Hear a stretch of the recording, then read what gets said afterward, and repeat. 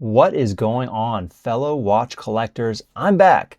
Now, for 2026, I made my New Year's resolution to get back on YouTube. So, yeah, this is going to be the super polished video, but I'm coming back. If you looked at my other watch videos, some have been just, beyond my expectations with how they did. And it's been a while since I've made another one. And yeah, so just going to kind of break the ice again and jump back in with a watch that I just happened to see over on Citizen's webpage. And you guys know I love Citizen watches, and I like to kind of go in and filter by newest and see what new releases they've got and what they're kind of doing next. One of the watches I really was talking about back when I was making videos on this channel was those really expensive ones they were making, the new Citizen ones, the Citizen, and they actually called it the Citizen, and they're like $8,000 watches. It's crazy, because to me, Citizen's always been really known for just awesome value, and you don't really kind of think of them as it's like a Rolex type brand, just because they're so accessible and you get so much for your money. And so, kind of going on that theme, I did want to talk about this one. We'll do another video with another expensive release that they've recently done, but they do really good jobs with a lot of their sort of collabs with Star Wars, Disney.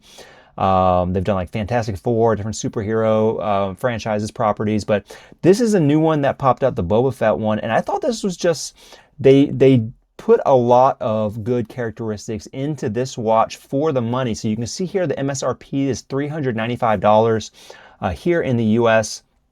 And I'm a huge Star Wars fan. I love Boba Fett. I love Jango Fett. And I thought they really knocked it out of the park with this one. I just kind of wanted to talk about this watch a little bit. So the one thing that really stood out to me, if you go down here on their marketing, that I really appreciated, and you can see they've got a lot of other Star Wars watches here. Where'd it go? They had this, oh, here it is. So this right here, where they've got it in the desert, because what I was just looking at, prior to seeing this watch, was there's a new Tudor Ranger release.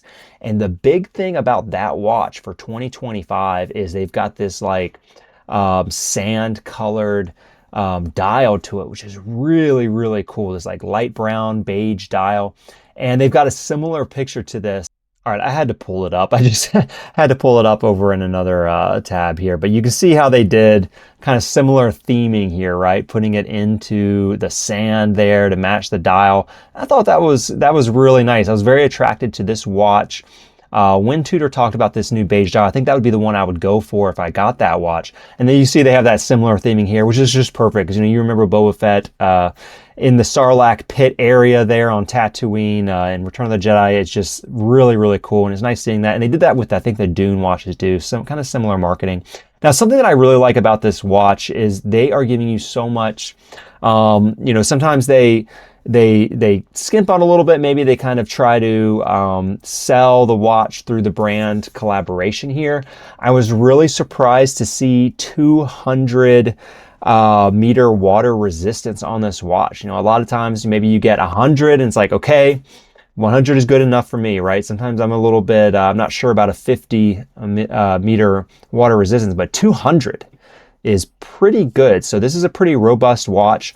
And the mineral crystal is good. It's not like a resin or anything, or even a sapphire crystal. So the sort of common knowledge around sapphire versus mineral is sapphire does resist scratches more, but it is more prone to shattering versus a mineral crystal. So you look at like a Casio G-Shock, they've got a lot of times they use the mineral crystals, and so it's kind of, it makes sense for a Boba Fett watch. It's kind of a rough and tumble kind of watch, or character to the watch with the character that of Boba Fett.